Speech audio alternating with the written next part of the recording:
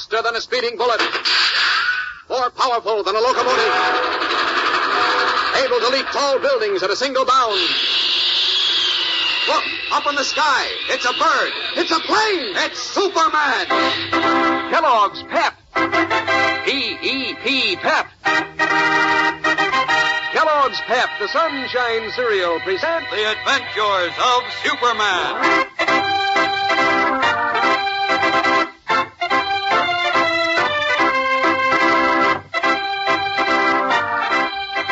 Today, in recounting the story of Superman's most unusual adventure, Clark Kent tells how the Man of Steel, for the first time in his life, was rendered completely helpless, unable to move.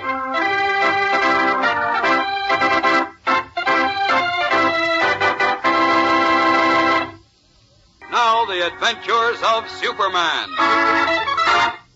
As you remember, Clark Kent was assigned by his editor, Perry White, to write the story of Superman's most exciting adventure. After much deliberation, Kent chose the story of Superman's experiences on the lost planet Utopia, where Jimmy Olsen had been taken and condemned to die. Listen now as Kent continues with his story.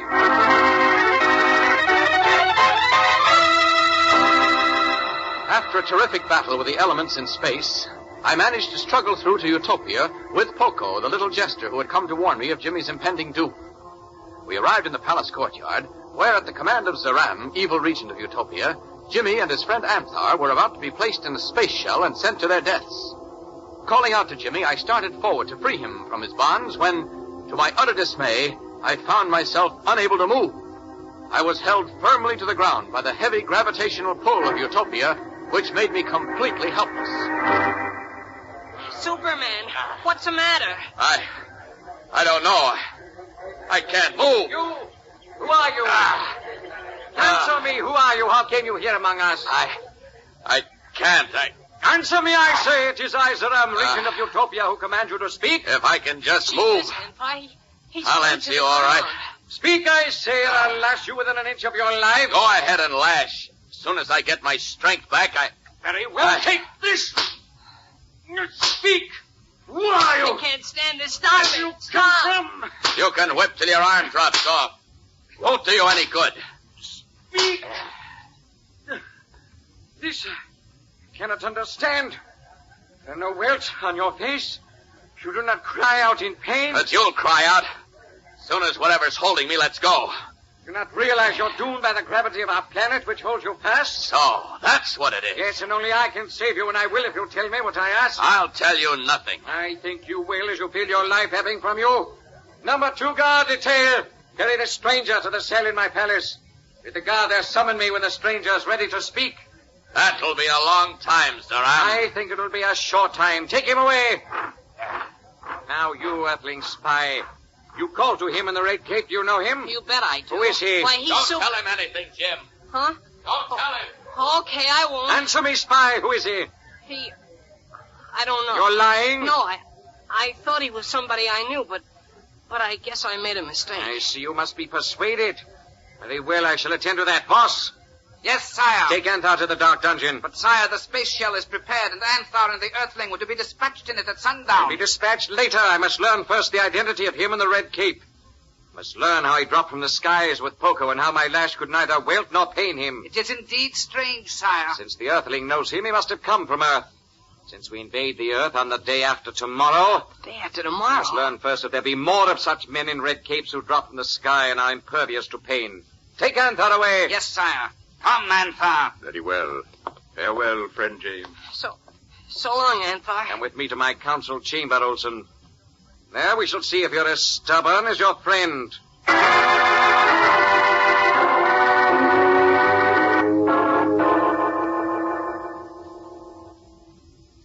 Now, Earthling, you're wise. You'll tell me what I wish to know of him in the Red Cape. Oh, how can I?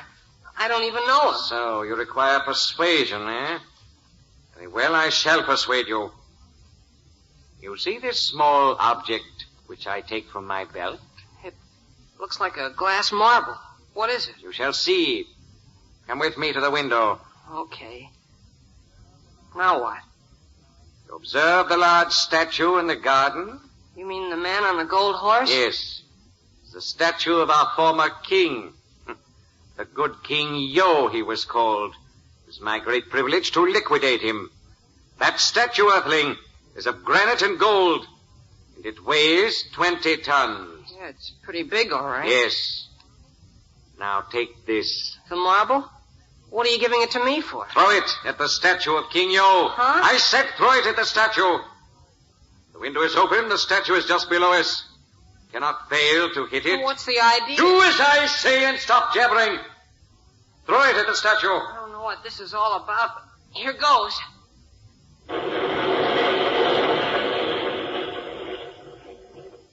Holy mackerel.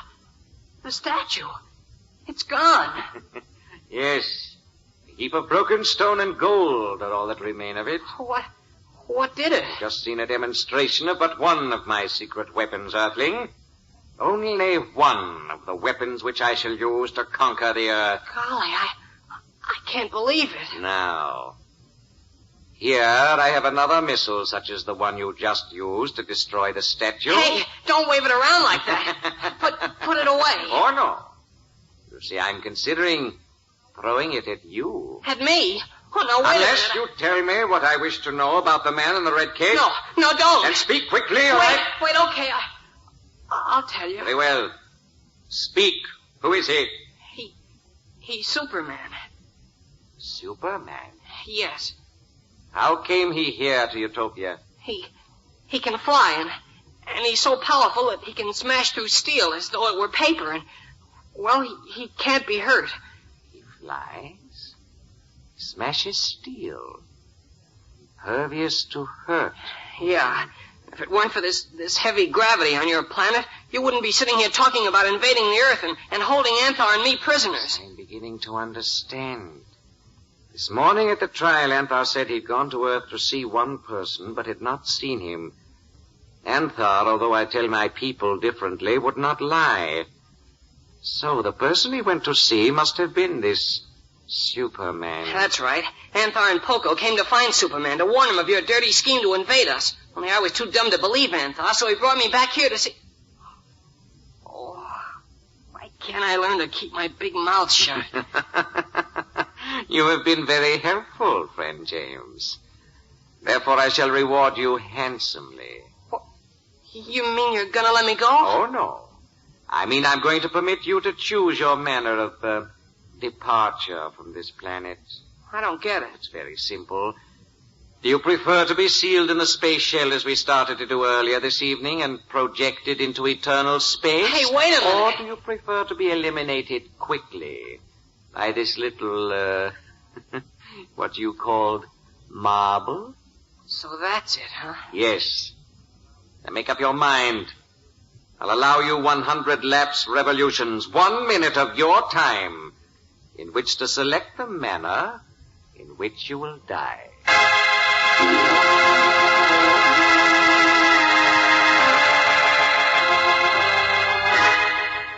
Mockingly giving Jimmy a choice of death one way or another, the evil, black-hearted regent, Zaram, sat at his desk and watched the time pass. And meanwhile, in a dark, moldy dungeon dug deeply into the bowels of Utopia, I lay on the floor, struggling to overcome the gravitational pull that held me helpless, as in a vice. In a moment, we'll return to Clark Kent at his story of Superman's strangest adventure. So keep listening. Now we return to Clark Kent's thrilling story of Superman's most unusual adventure.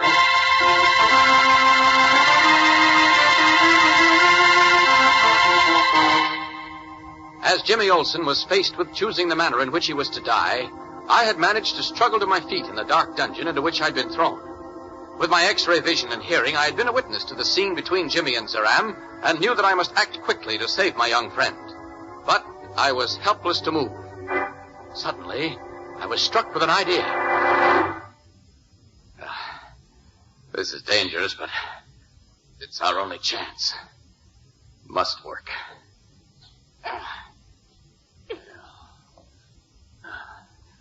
There. Now to call the guard. Guard! Guard, come quickly! Who calls me? I do, the stranger in this cell. Hurry! Why do you call? What do you want? Look at me. Hey, Madame, great space. Surprised? No, it can't be. It can't be. Taking one look at me, the guard's eyes nearly popped out of his head. Dropping his lamp, he backed away from my cell, spun on his heel, and raced away up the ancient winding stone steps that lead from the dungeon to the Regent's palace. It looked as if my trick were working. What did the guard see that caused him to flee in terror? Will Superman's trick work to save Jimmy's life? Clark Kent tells more tomorrow in the next episode of his story of Superman's most unusual adventure, The Mystery of the Lost Planet. So be sure to tune in again tomorrow. Same time, same station. And remember, for breakfast, it's Kellogg's Pep. For excitement, the adventures of Superman.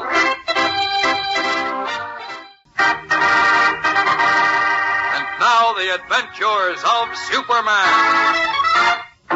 As you remember, Clark Kent has already told us how he came to the planet Utopia with Poco, the little rhyming jester, in order to rescue Jimmy. He told us, too, how the terrific gravitational pull of the strange planet robbed him of his great strength. Now he continues with his story of Superman's most unusual adventure.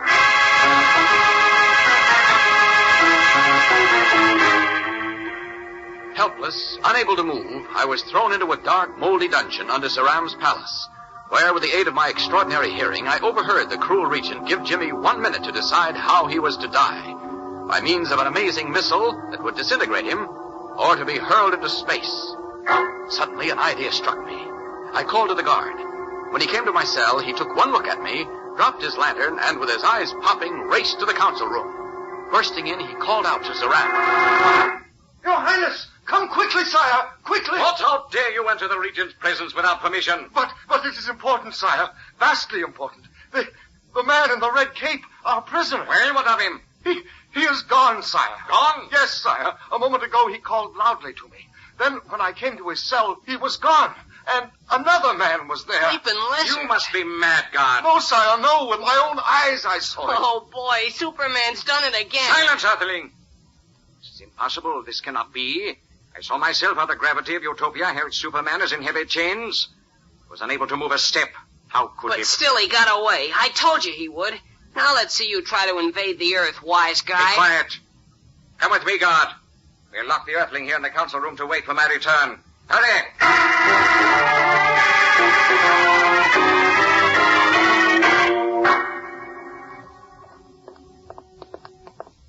There, sire. Look.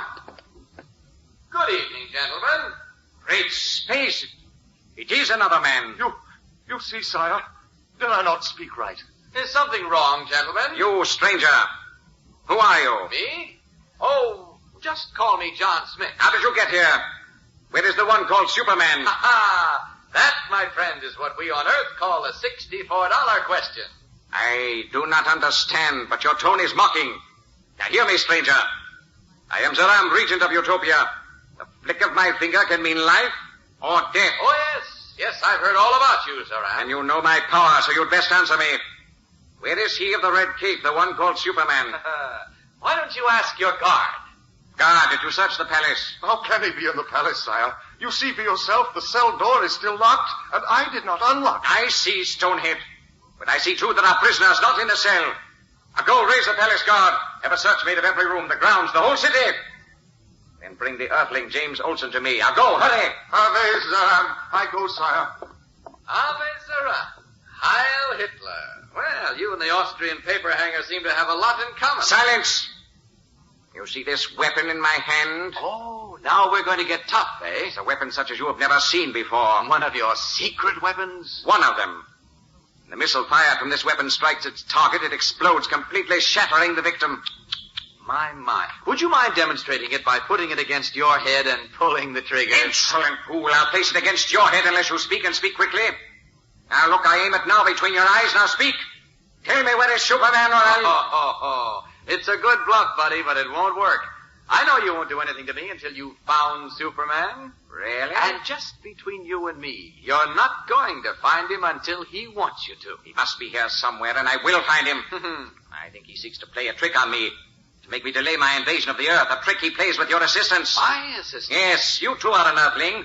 One whom Superman undoubtedly brought with him today when he came from Earth with my traitorous fool Poco. Wait a minute. Who said I'm from the Earth? I say so. Because you wear the same clothing as the other Earthling. The young one who came with Anthar and Poco.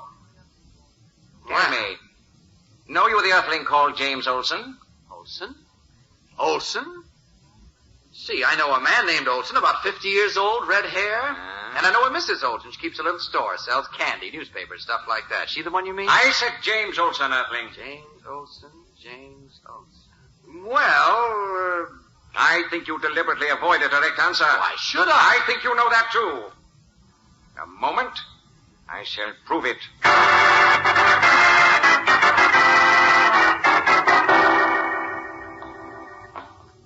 Hey, what are you dragging me down here for? Yes, why are you dragging him down here? I tell you, my name is John Smith. I'm John Smith, and I don't see why I should know anyone named James Olsen. I said be silent. I will not. I'm tired of being bullied and insulted. One more word and I'll shoot. Here is the Earthling, sire. Now, you, Olsen, know you this man in the cell? Gee whiz. Why do you expect him to know me? Silence! Earthling Olsen, who is this man in the cell? Him? I never saw him before. Good boy, Jim. Do not seek to fool me. I say you do know him. No, I don't, sir. Perhaps I'm mistaken, but it does not matter. I shall find Superman. Then both of you and he shall die together. Lanthar and Poco as well. Guard, put Olsen in the cell with the other Earthling. Yes, sire. Stay you within sight of the cell so there can be no more escapes, or I'll have your head. Yes, sire. In with you, Earthling. Hey, quit pushing. You two will hear from me later. Meanwhile, prepare to die.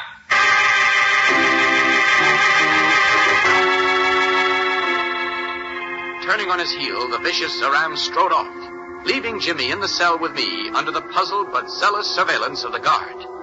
Jimmy could hardly wait to engage me in conversation, but I cautioned him to restrain his curiosity until the guard moved away or relaxed. I knew that we were yet far from being safe. In just a moment, we'll return for the startling climax of today's episode of Clark Kent's thrilling story. So keep listening.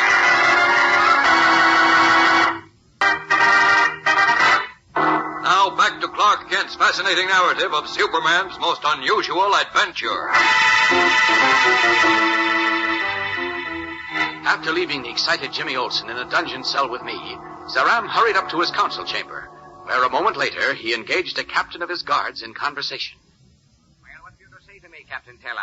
As yet, we have not found the one called Superman, sire. Why not? He must be somewhere near. I cannot understand it, sire. It would be impossible for him of the Red Cape to escape my secret police unless... Unless what? Well, you see, sire, I have made a search of Anthar's house. There I found some strange documents. What sort of documents? Relating to the one called Superman. They say how he can fly through the air swift as light, how he can demolish great mountains. I know all that. How his eyes can see through steel. Such a fabulous one might well have escaped us by taking to the sky and flying through space. No, I say Superman plays some trick on us. A trick, sire? Yes. Somehow he conspired with the other Earthling who calls himself John Smith, and perchance with James Olsen, too. But I have hopes I shall discover their trick. How, sire? I've had the Earthling Olsen placed in the same cell with the one called John Smith. Then I instructed the guard to leave them alone at the end of 1,000 lapsed revolutions. I'm convinced they know each other. They may reveal the secret of Superman's disappearance to me. But if the guard is not there to overhear them... Stupid one! In the cell below this council room in which an instrument is concealed in the stone ceiling. Ah, the 1,000 lapsed revolutions are past. Now the guard will leave their cell. I merely turn this switch. There. Now listen. There goes the guard down the hall, Mr. Kent. Now, tell me how you got here and where Superman went. Wait a minute, Jim. Wait till he's further away. Ah, you hear, Captain Teller? Did I not say the two Earthlings knew each other? You are wonderfully clever, sire. He told me his name is Smith, but Olsen called him He Kent. can't hear us now. No, he's too far away. Jeepers. When I came down here and heard your voice, I almost passed out. Tell You me... were ahead, though, Jim. I was proud of you. I wasn't sure you'd catch on, but I didn't want you to recognize me. How could I miss it, the way you were yelling? Say, do you suppose Zaran caught on, too? I don't know. I think he's pretty clever. You're not kidding. But look, tell me how you got here on this planet and where Superman is. I'm so dizzy, I don't know if I'm coming or going. Well, you see, Jim, it's like this. Go on. I'm listening. And so are we listening, sire? We are indeed, Captain Teller. We are indeed.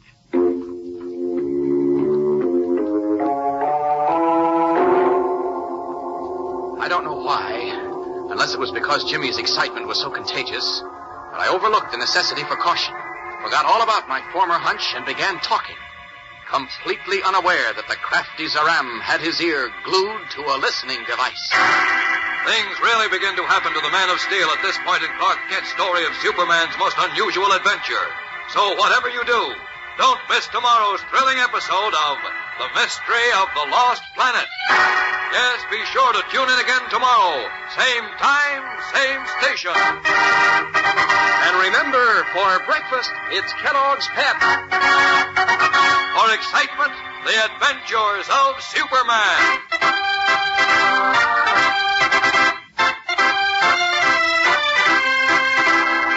Superman is a copyrighted feature appearing in Superman DC comic magazines and is brought to you Monday through Friday at this same time by Kellogg's Pep, the Sunshine Cereal. Say, gang, do you know what it means when Kellogg's Rice Krispies go snap, crackle, and pop in milk? Why, it means they're crisp. Crisp as crisp can be. Sure, Kellogg's Rice Krispies are the only cereal so crisp they snap, crackle, and pop. That's why you see so much of those three famous little elves, Snap, Crackle, and Pop, in cartoons and on the Rice Krispies package. They stand for the crispiness of Kellogg's Golden Bubbles of Oven-Popped Rice. The one and only Snap, Crackle, and Pop cereal, Kellogg's Rice Krispies. And be sure to be with us tomorrow for the thrilling adventures of Superman. This is the Mutual Broadcasting System.